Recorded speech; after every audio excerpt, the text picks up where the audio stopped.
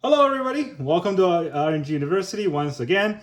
So, who was disappointed with the boxes last week? I know I was. I was terrible. I never buy a new Capenna product again, except I already bought these, and I always like to retry things that I've blown up on. So here's again the Streets of New Capenna collector booster box. I'm gonna open another one, and hopefully this time I get a lot more Triomes, and I get a few of the Planeswalkers that I really want on the set. Who knows? All right, so here we go. Streets of New Capenna. There's 12 packs in every collector box, and knowing my luck, I'll get like 4 rares out of all 12 packs. That would be a new record. So Wizards, if you're watching, if I only get 4 rares out of these 12 packs, expect a call from my lawyer. All right, so there's our 12 packs plus these Gala Greeter box topper, and they really missed something with the box topper, in my opinion. I'm okay with just being the Gala Greeter for only the box topper only being the Gala Greeter is what I'm saying. But I know there's different versions of Gala Greeter. There's the Japanese one, the Korean one, the French one, the Italian one, all of those. How come for the box topper we don't get a random one? How come in America we only get the English version? That's just a little bit of a kind of a missed opportunity in my opinion, and like stop people from collecting. Right? There's a very good way of making people collect, and it's not to make them buy the entire language collection from that set, because who's gonna do that? All right, so that's our Gala Greeter. I'm gonna put that on the side, and then let us open all 12 of these packs. Starting with this first pack.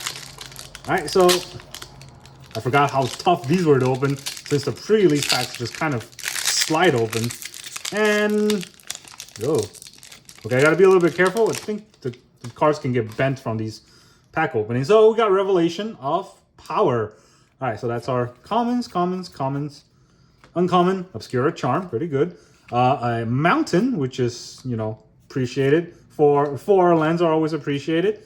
We got these not dual lands. And we got a Fleetfoot Dancer. This is actually a pretty good card. 4 mana, 4/4 lifelink, trample, haste. That's a good combo. That's off the bat, that is a good card. Nothing over the top, but good, right? But also I like the flavor. The red gives it haste, the green gives it trample, the white gives a lifelink. So it's very fitting. All right, and then we got Waste Management. Go buy Waste Management stock. Apparently, they're doing very well. I didn't even know that was an actual stock. Who would think that stocks or companies about trash pickup is actually doing quite well? All right, so the tangent aside, here we have exile up to 2 target cards from a single graveyard. It spells kick, exile target player's graveyard, and create a 2/2 Black Plague Rogue creature token for each creature card exiled this way. Very, very good. All right, then we have the wiretapping. I don't even know why I said that Waste Management was very good. That's an okay card, honestly. And wiretapping, decent. Maestro's Ascendancy, I don't think is decent. Cemetery Tempering, I also don't think that's decent. And Treasure Token. At the very least, this Treasure Token is actually cut quite well. It's off-center, left to right, which, I mean, not cut that well, I guess. But the top to bottom, it's acceptable this time. On the back, we got an Angel. Funny, now that Angels are 3/3s and not 4/4. So apparently Angels get nerfed in New Capenna. Except they didn't. Right, if anyone's seen Giada, they know that is not nerfed. Okay, so that's pack number 1. No mythics in that pack. But at least we got 4 rares. I think it's 4 rares. 5 rares. So, we already beat our box quota of the entire collector box. Alright, so this is box number 2. We got Jetmir's Fixer. Is he gonna fix me? Okay, so those are the comments. Metropolis Angel. It's an okay card. Not that good, but in standard, I think it's pretty decent. It's whenever you attack with 1 or more creature with a counter on them, you can draw a card. And with Giada as an angel that gives other angels counters, it's a pretty good combo. I really like it. All right, and then we got land, more, charm. Rakovish, Reveler, not really anything. Shadow Mortality definitely is something that may see like an Explorer deck build around that, or a modern deck with the shadows, build around the shadows. Crash the Party. I love the name. All right, create a tap 4/4 green Rhino Warrior creature token for each tap creature you control. It's not that good, but it's something. All right, we got now Park Pegasus. I already see something crazy behind that. So we're going to try to read this Pegasus very, very slowly. It's a Park, Height, Pegasus. Whenever Park, Height, Pegasus. Okay, I already gave up. Here's Vivian. All right, we got the Ultra R Vivian on the Han. Okay card, but I love it because it's a birthing pod planeswalker, right? So I'm gonna put that in a birthing pod deck. Now I get another birthing pod, especially in EDH. You can only run 1 out of 99 cards, so you don't always get birthing pod out. And with Vivian, now you have 2 chances. It's pretty good. Oh, and then we got a I forgot what it's called, the super alternate gigantic oh my god foil. I don't know what it's called, but it's an alternate foil of Jennifer. So it's something. And then we got a fish token. Again, cut left to right is awful. Top to bottom is, 5 out of 10 instead of 0 out of 10. And then on the back, we got a spirit. Gilded foil, that's what it was called. Probably a play on the Gilded Age that the new Capenna was based on right before the Great Depression and the 1929 crash. Hint, hint. All right, we're having fun here. Now we got Cabaret, Courtyard, and Maestro, Theater, and a bunch of commons. And then our uncommons. And then we got a Swamp, Skybridge Tower, and I think this is also a gilded foil of the... Actually, I can't tell if it's just a regular foil or gilded foil. Kind of looks like regular. It's uncommon. No one cares. We got Jaxus, the Troublemaker. I've been hearing a lot of things about this card. On the Grapevine, it's okay. It's got discard a card, create a token that is a copy of another target creature, and when this creature dies, draw a card, sacrifice at the beginning of next end step. So, all that said, make copies. This is always a decent way to go about. And then we have Threefold Signal. It's a mythic from the Commander set. When Threefold Signal enter the battlefield, scry 3. Each spell you cast that is exactly 3 color has replicate 3, which... I mean, if you're playing a 3-color deck, that's fine. It's a pretty niche sort of theme, but it is very on theme for this whole block, or for this whole New Capenna set. So, it's okay. It's, I don't think it deserves a mythic, but who knows how they judge mythics. All right, then we have the Devilish Valet. I think it's a valet. It's not, driving anything. Unless somebody powers their vehicle with a hammer, which...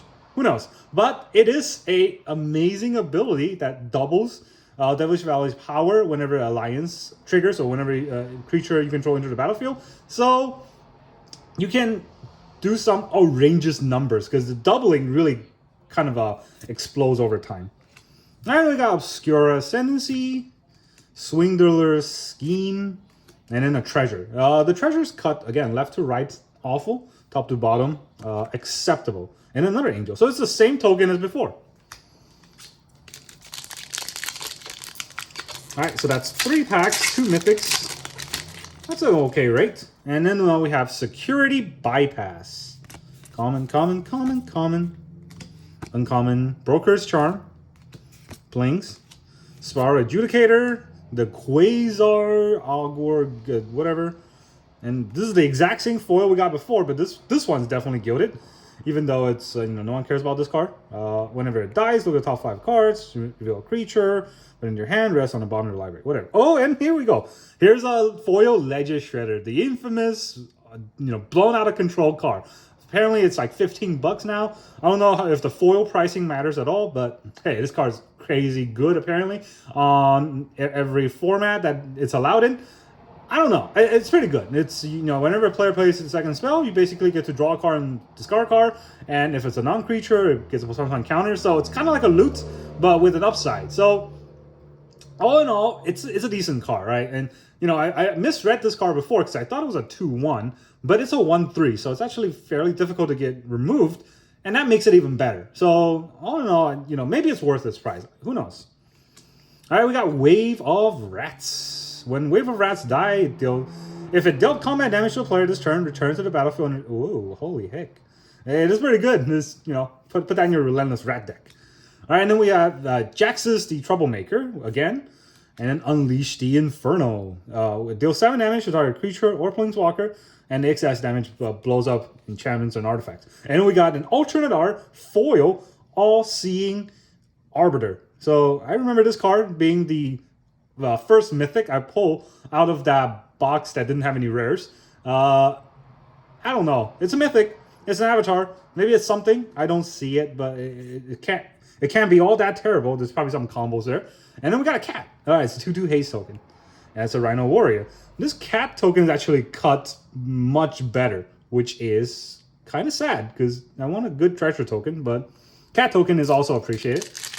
Put that in my cats and dogs deck. All right, we got Wrecking Crew. Common. Corpse Appraiser. Hypnotic Grift Island. Common. Uncommon. Common. Is this gilded? No, just a regular foil. And we got Getaway card. Whenever attacks a block, return up to one target creature card, crew this creature this turn to its owner's hand. So that's pretty good, you know, recursion. And we got Flawless Forgery. Casualty 3, exile target instant sorcery card from an opponent's graveyard. Copy that card. You may cast the copy without paying its mana spell. 5 mana for this.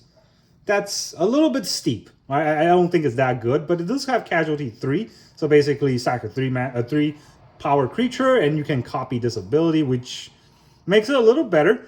But it's pretty niche. Maybe there's a situation that's called for, but I don't see it being useful in anything other than like in a very mid-power EDH game where people are slinging pretty hefty spells. All right, we got Depopulate, basically another DOJ. Zeothora Envoy, and Undercover Operative, basically another clone of the set. And then we got a Devil. Still cut kind of more left to the right. And it's a Citizen. So if you kill a Citizen, it becomes a Devil. Funny how the world works. Well, that happened. All right, so this is our pack number 6 that absolutely got destroyed. We got Rafing's Guidance. I actually won a draft with this card. Funny enough, because it keeps coming back and it keeps boosting, you know, my minions to a slightly higher minion. All right, and then we got some uncommon cards. Got a Swamp, Shatter Seraph, Nimbo Larcenous, Obscura Charm, another All-Seeing Arbiter. They really like to shove these Arbiters onto my box. Smuggler's Buggy, the Cemetery Tapping. Oh, we got an alternate art, Rafing. I love Rafing, but it's really annoying right now with all this mono-white meta. Now we have a even worse Esper aggro meta that's basically just play Rafing, play Luminarch Aspirin, hope you win. All right, we got Evolving Door. This is a fake birthing pot. You can birth up to your mana colors. So, you know, instead of having 1 mana color, now it's 2. Instead of 2, it's 3. So on and so forth. Very hard to build a deck around this, but it's a challenging idea, and it might be actually kind of fun. Now that I think about it, it's not a good card, but it might be a fun deck to build around. Then we got Treasure. This Treasure is cut slightly better. Still more left than right, but much better than the previous Treasure. And on the back, again, an Angel. So it's almost the same, but I feel like this Treasure is much brighter than this Treasure. Probably because of the art, but, you know. Can't believe there's 2 Treasure arts in this set. That's something I didn't notice before. Alright, let's have the box. We got 5 Mythics and no Triomes. Unfortunate, but hey, we got 5 Mythics. And then we got Dig Up the Body. Don't dig up bodies, guys. Not good. Alright, and then we got Lagria, the Magpipe. Citizen's Crowbar. Playing... What is a Citizen's Crowbar? Is there like a mob boss's crowbar? Is there a difference? And then we got another Gilded Foil. Gilded Foil. This is the Masked Bandit. Basically, the one that's... make your land tap for junk color. Still pointless. And then we have Undercover Operative. That's a clone. Ring of the Riches. This is when it enters the battlefield. Create 2 treasure tokens. And the first spell you cast each turn, that mana from treasure was spent has Cascade. So basically give your spell Cascade. I don't like Cascade, so I don't like that card, but people tend to like it. And then we have Avon Heartstabber. The Hostile Takeover.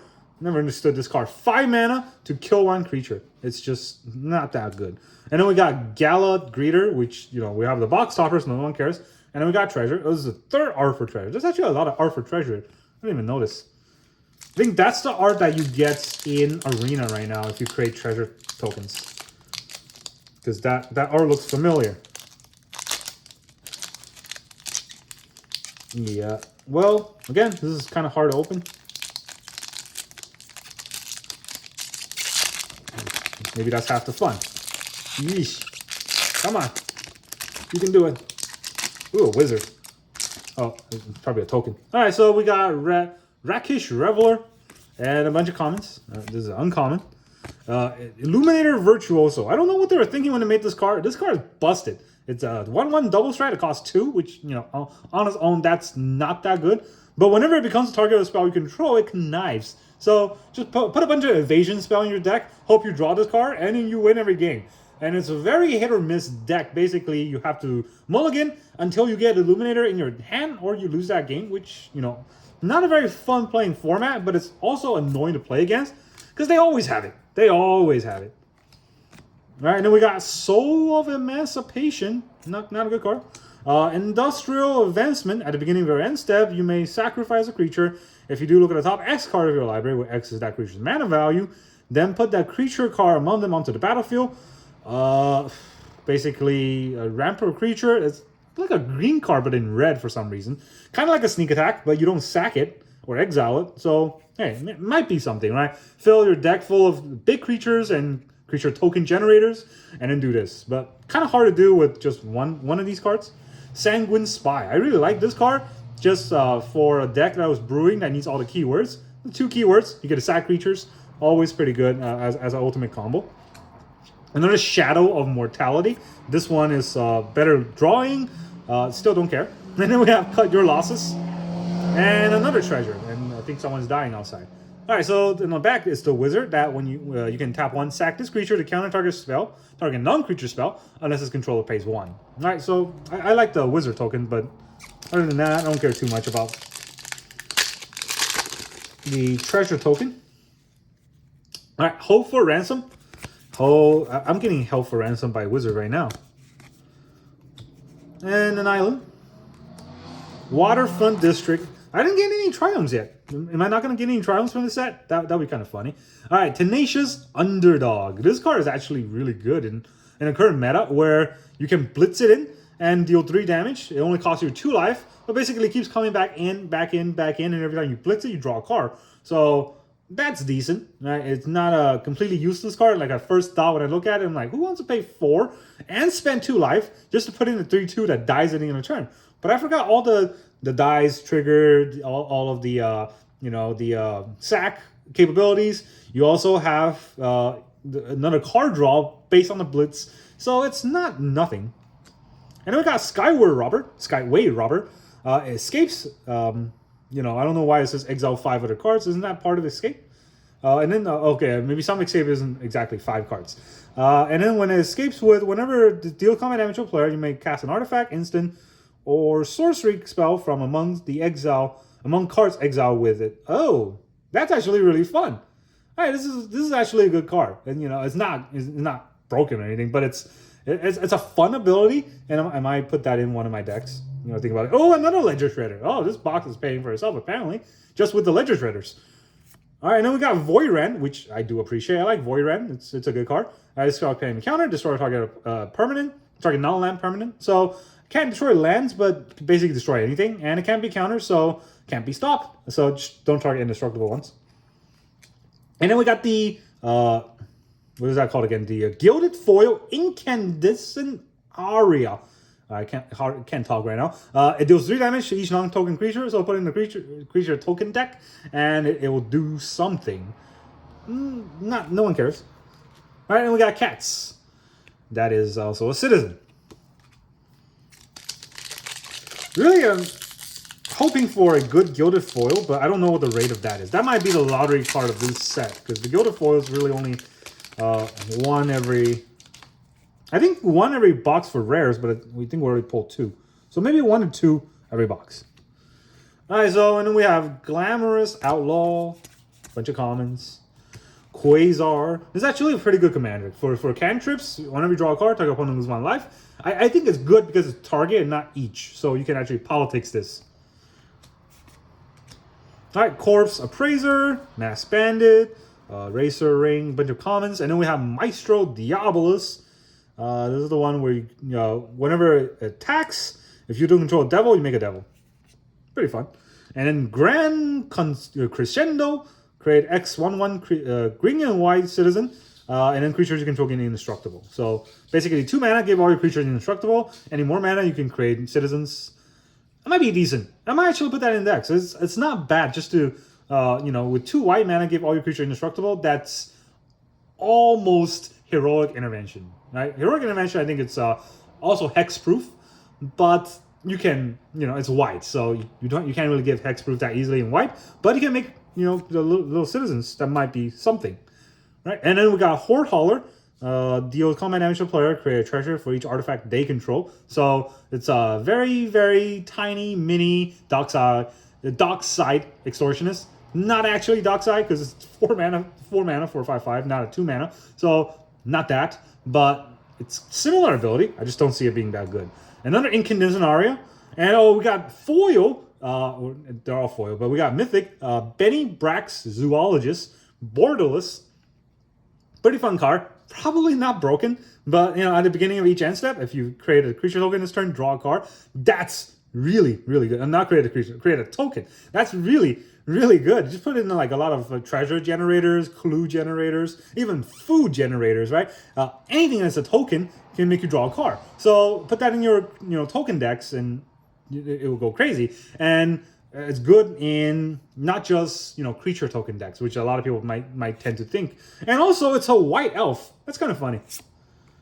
But that's probably the best card I pulled in this set, in my opinion. Not looking at prices, but just looking at what I like to play. It's either that or Vivian. All right, and then we have Light 'em Up. Light them up. This is actually a very good art. You can look at her eyes; it glows. I appreciate those kind of foiling, even if they're on, crappy cards. No one cares about the cards, and one cares about the art.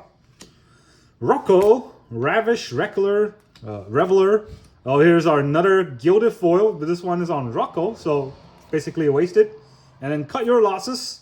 Oh, we got a Weather Sentinel. Not a good card, but a card I love because of the keywords. Making a keyword deck, this is going to be very useful. Defender, Vigilance, Reach, Trample. I'm not going to say what keyword deck I'm making, but obviously having more keywords is going to matter.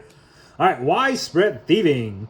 This is the only hideaway card from this set that apparently has Woober instead of the monocolor. So we can put that only in a Woober deck. Create a token, or create a treasure token, and then you may pay Woober. If you do, play the exile card. So okay, not that great, but not that bad actually. Whenever you cast multicolor spell, you create a treasure token. So if you have a lot of multicolor spells, you can actually create a lot of treasure tokens to kind of fuel that. So I like that card. That's really good in Commander. And Maestro Diabolus, it's nothing. Oh, another Widespread Thieving. So I liked it. Wizards said give me one more. Look at that. I got 0 Triomes out of 11 packs. So the luck continues apparently. I don't even know if I should complain. It's just, at this point, I'm not even mad. It's impressed. It's impressive. All right, last box or last pack. Here are all of the commons. Here's a Ceremonial Dagger to my heart. And here's a Brazen Upstart, a Glamorous Outlaw, another Rocco. Hey, a Bootlegger's Stash. That's something, right? Hey, now my lands can create treasure tokens.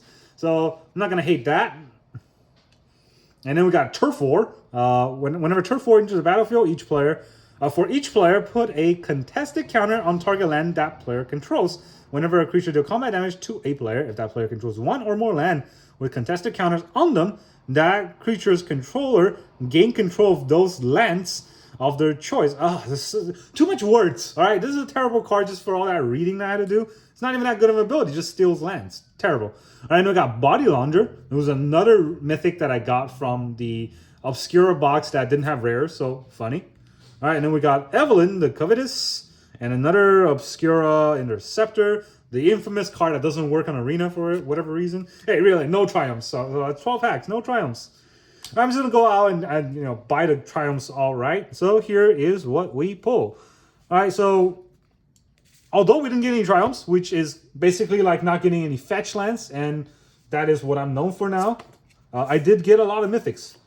Let's see, 1, 2, 3, 4, 5, 6, 7, 8. I got 8 mythics. I guess it's not even that much. So it's some of the good mythics that I do want. So I did get a Vivian. So now it's not 0 Planeswalker, it's 1. And then I think that's the worst one compared to Elspeth and also what's his name? Nicholas. Yeah, this is the worst one. She's not only a terrible mythic, she's also kind of inconsequential in the whole storyline. So that's kind of sad. I really like Vivian. I like Vivian via Ikoria. This Vivian is also kind of fun, but too bad doesn't have an ultimate. That's my big gripe with this card. Why is it -1 at the end? Can't you even give Vivian an ultimate? It's just terrible. Even Elspeth has an ultimate. And yeah, so that's all I got for today. Thanks very much for joining me. Next time I'm opening this, hopefully we get a Triumph. All right, see you guys next time.